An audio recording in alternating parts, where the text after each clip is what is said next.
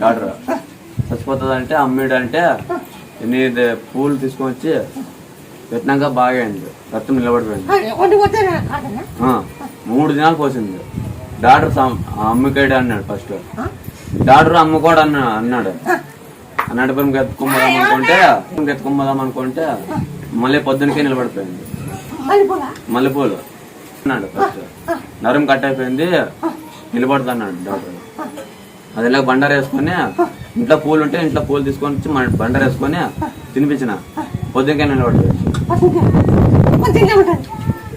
నీ శక్తి ఉంటుంది. మాకు కనబడితే కదా, మాకు కనబడితేనే కదా ఈ బండారు మీ శక్తి ఉంటుంది కదా. మాకు కనబడితే కాబట్టి మేము ఏంటికి ఇక్కడ ఏంటికి వస్తాము,